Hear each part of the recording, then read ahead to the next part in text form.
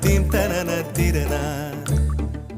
நடந்தால் ஆறு எழுந்தால் அருவி நின்றால் கடலல்லோ, சமைந்தால் குமரி மணந்தால் மனைவி பெற்றால் தாயல்லோ.